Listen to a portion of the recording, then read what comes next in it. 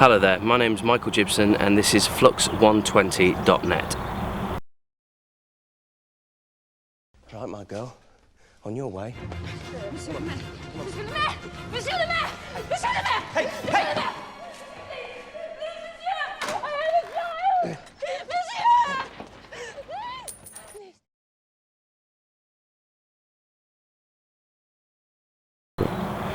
So, I'm an actor and I'm originally from Hull in Hessel. I went to Hessel High School and my career, some people might recognise me from films like The Bank Job, Cemetery Junction. I had a tiny part in that Ricky Gervais's film, a film called Flyboys. I was recently in the Emmy Award winning TV series called Hatfields and McCoys with Kevin Costner, in which I played one of the McCoy brothers. And more recently I was in the film Les Miserables. Les Miserables came about for lots of different reasons really. My roots are in musical theatre in terms of my acting training. I trained in musical theatre, sort of having performed in the West End in a musical called Our House and other musicals in London. And then year before last I was in a musical in London, a Stephen Sondheim musical for you musical theatre fans out there, called Roadshow, and Cameron Mackintosh, the producer of the stage production of Les Mis and also the producer of the now film, actually came to watch the show and sort of singled me out really.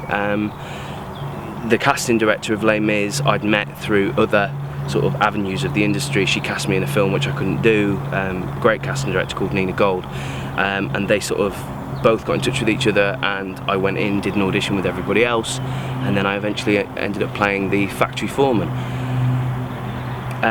The factory foreman is it's quite a kind of iconic moment, I suppose, of the musical. It's where the kind of the bad guy, in which I have a very sort of interesting strawberry blonde slash ginger wig and sideburns, and I fire Anne Hathaway, who of course has gone on to win an Oscar since the film has come out. I might have known the bitch could bite, I might have known the cat had claws, I might have guessed your little secret. Ah yes, the virtuous Fantine, who keeps herself so pure and clean. You'd be the cause, I had no doubt, of any trouble hereabout. You play a virgin in the light, but need no urging in the night.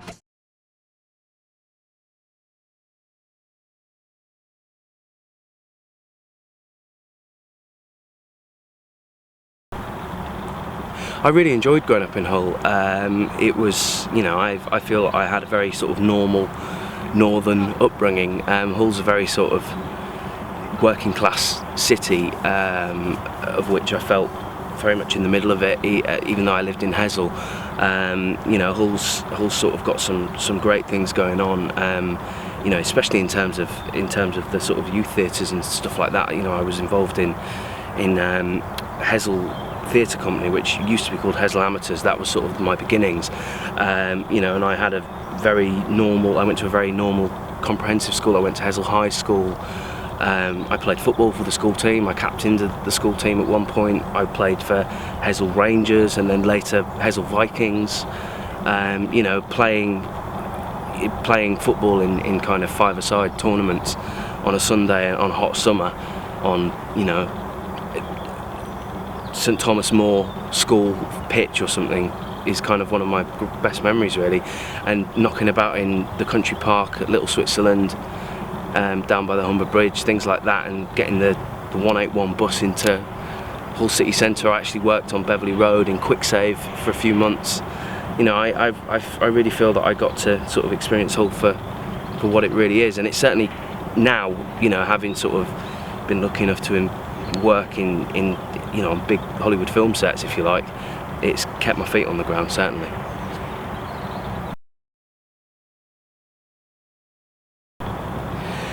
I think it depends what sort of person you are, really.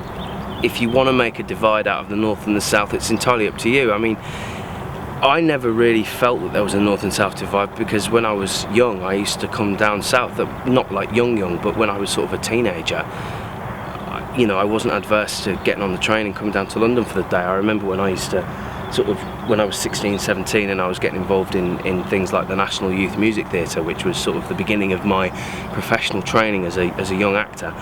I used to have to get the train to London quite a lot, and you know, even for the day, I'd get back in those days there was only one train a day that went down to London, a big sort of Great North Eastern Railways train that had about 100 carriages on it that took about 3 hours to get down. And I used to go in the pub on a Friday and Saturday night, you know, when I was 18, and my mates would say, "Well, what have you done today?" And I'd say, "I've been to London," and they couldn't believe that I'd been down to London for the day. It really, you know, so in my eyes, there's not really a north-south divide. I mean, yeah, the accent's different, and some people might say that people think differently. I mean, you know, Hull's very different to any other city in Yorkshire, really. If I think about it, it's different to Leeds, it's different to Sheffield. It's, you know, there could be a divide in East and West Hull, if you like. North and South, there isn't really a South Hull, I suppose, but no, I don't think there's really much. It's what you make it.